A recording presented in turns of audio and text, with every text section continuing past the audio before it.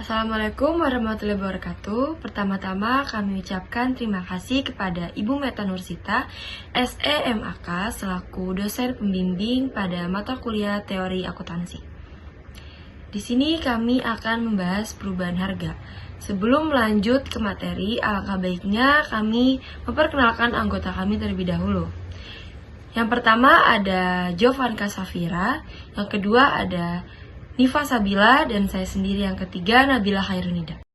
Dalam kesempatan kali ini, kelompok kami akan menjelaskan dan berharap kepada audiens semua dapat mengerti tentang pengertian akuntansi perubahan harga, masalah dalam perubahan harga, pos moneter dan non-moneter, jenis perubahan harga, dan kesimpulan.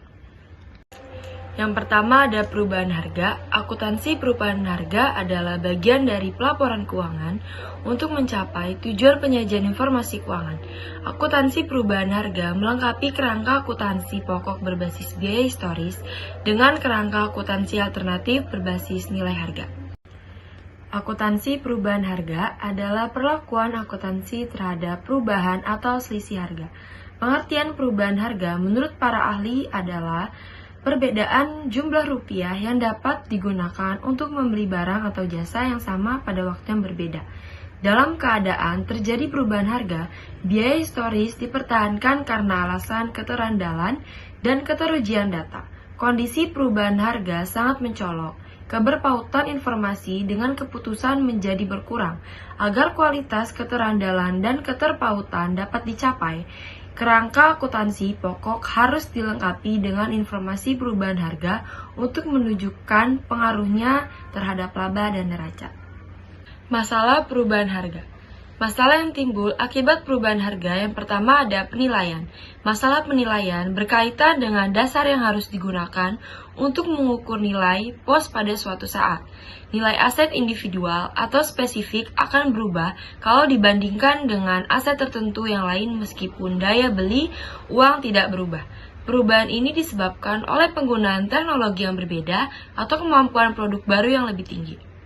Persepsi atau selera orang terhadap manfaat atau nilai barang tertentu dapat pula menyebabkan perubahan nilai yang akhirnya mempengaruhi harga barang tersebut. Perubahan harga seperti ini disebut dengan perubahan harga spesifik. Model akuntansi untuk menghadapi masalah ini adalah akuntansi nilai sekarang, yang pengukuran nilainya bergantung pada dasar penilaian yang dianut, yaitu biaya sekarang atau nilai keluaran sekarang. Yang kedua yaitu unit pengukur. Masalah unit pengukur berkaitan dengan perubahan daya beli akibat perubahan tingkat harga umum.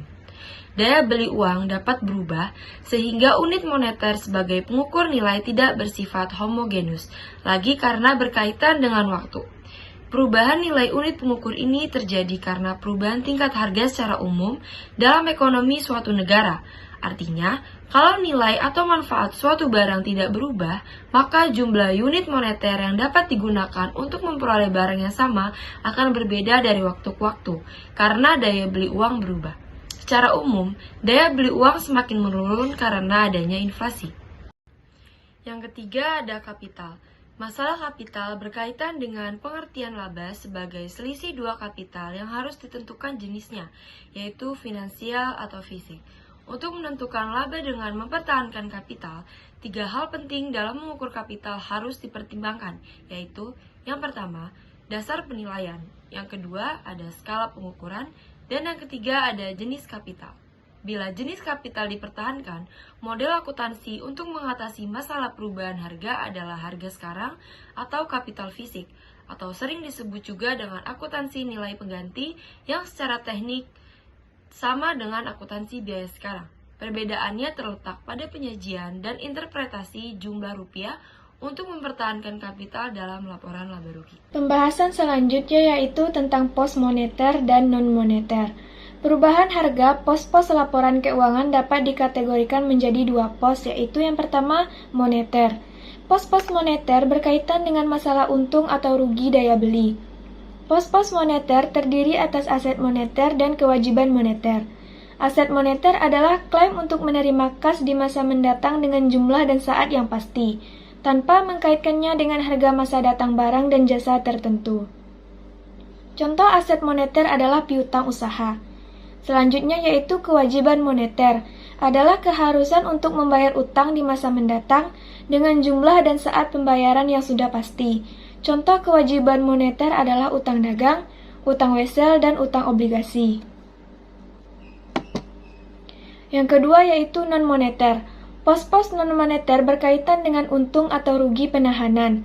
Pos-pos non-moneter adalah pos-pos selain yang bersifat moneter yang juga terdiri atas aset non-moneter dan kewajiban non-moneter. Aset non-moneter adalah aset yang mengandung jumlah rupiah yang menunjukkan nilai dan nilai tersebut berubah-ubah dengan berjalannya waktu. Contoh, persediaan barang dagang, fasilitas fisik, investasi dalam saham, ekuitas, dan goodwill. Yang kedua yaitu kewajiban non-moneter, adalah keharusan untuk menyerahkan barang dan jasa, atau potensi jasa lainnya dengan kuantitas tertentu, tanpa memperhatikan daya beli atau perubahan nilai barang atau potensi jasa tersebut pada saat diserahkan. Contohnya yaitu utang jaminan pelayanan gratis, dan selanjutnya yaitu implikasi perubahan harga terhadap pos non-moneter adalah terjadinya perbedaan nilai tukar antara set pos-pos tersebut diperoleh atau terjadi, dan nilai tukar saat diserahkan atau dilaporkan pada akhir periode. Pembagian pos moneter dan pos non-moneter. Pos moneter yaitu aset, dan masuk ke dalam aset ini yaitu kas dan kas di bank, deposito berjangka, mata uang asing dan klaim dalam mata uang asing, investasi dalam sekuritas, yaitu yang terbagi dua, saham istimewa dan obligasi. Selanjutnya yaitu piutang wesel. Dan yang kedua yaitu kewajiban. Kewajiban yaitu terbagi atas utang usaha dan wesel, utang biaya dan utang obligasi. Selanjutnya pos non-moneter. Pembagian asetnya yaitu terdiri atas saham biasa, persediaan, fasilitas fisik, depresiasi, uang muka perjanjian pembelian, aset tak berwujud. Dalam kewajibannya yaitu hak minoritas dalam perusahaan anak konsolidasian. Dan dalam pembagian ekuitasnya yaitu ekuitas pemegang saham biasa, kecuali modal saham yang dapat ditebus pada harga dan waktu tertentu. Jenis perubahan harga.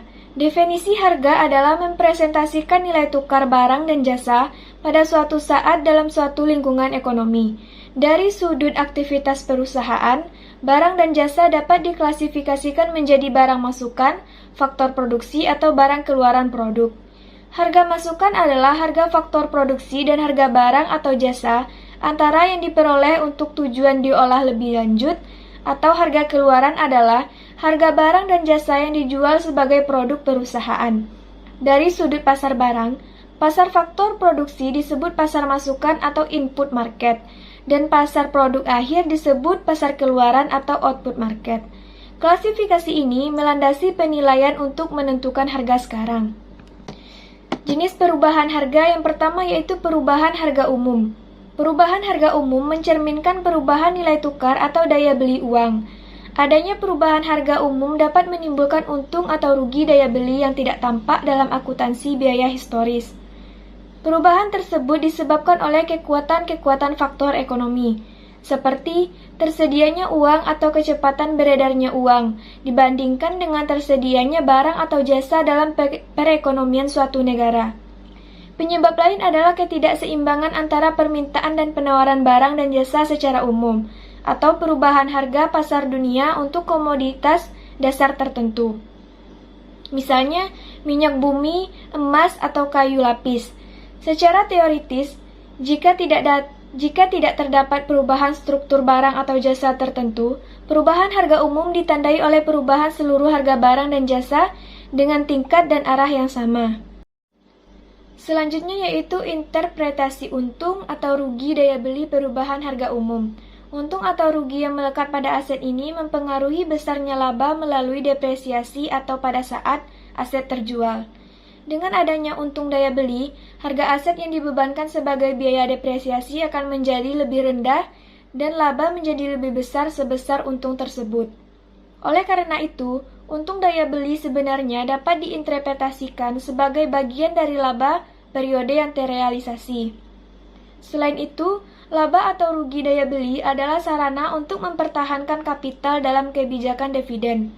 Hal ini sejalan dengan pengertian laba sebagai tambahan kemampuan ekonomi yang dapat dibagi atau dikonsumsi setelah kapital awal dipertahankan.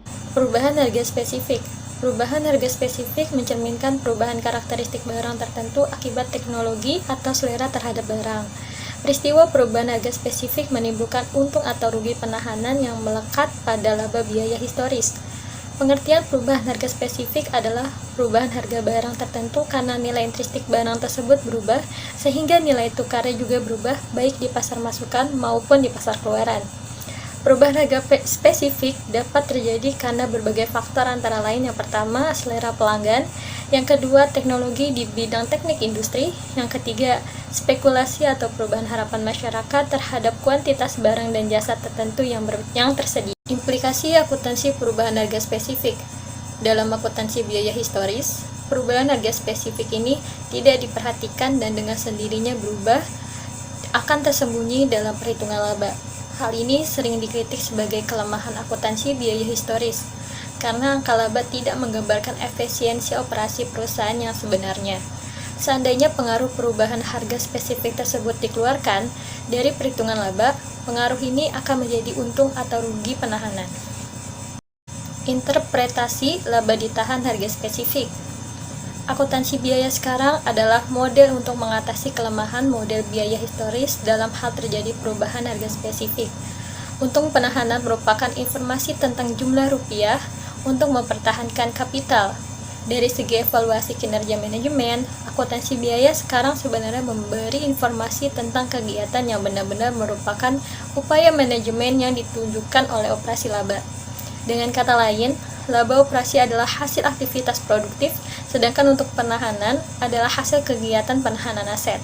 Laba operasi atas dasar biaya sekarang adalah pengukur efisiensi pengelolaan dana atau kapital fisik perusahaan yang sebenarnya. Pemisahan semacam ini adalah keunggulan akuntansi biaya yang sekarang. Perubahan harga relatif. Perubahan harga relatif mencerminkan perubahan harga spesifik setelah pengaruh perubahan umum diperhitungkan.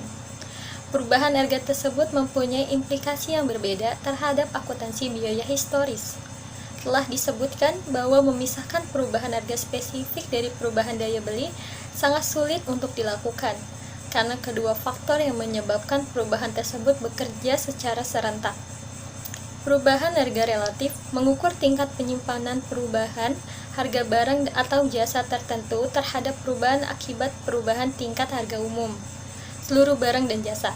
Dengan kata lain, perubahan harga relatif adalah perubahan harga setelah pengaruh perubahan daya beli dikeluarkan atau diperhitungkan, atau perubahan harga residual setelah perubahan daya beli. Maka kesimpulan dari materi yang telah kami paparkan adalah dalam rancang akuntansi yang akan diterapkan dalam suatu lingkungan ekonomi tertentu, misalnya negara, perusahaan, institusi, maka perlu ditentukan struktur atau kerangka akuntansi yang menghasilkan laporan keuangan. Kerangka akuntansi akan menentukan batas pengakuan transaksi, sehingga data yang masuk dalam laporan keuangan merupakan informasi dasar.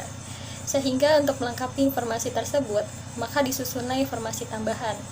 Informasi tambahan ini akan menambah keberpautan informasi laporan keuangan, dan akuntansi perubahan harga adalah upaya untuk melengkapi informasi yang disajikan dalam laporan keuangan.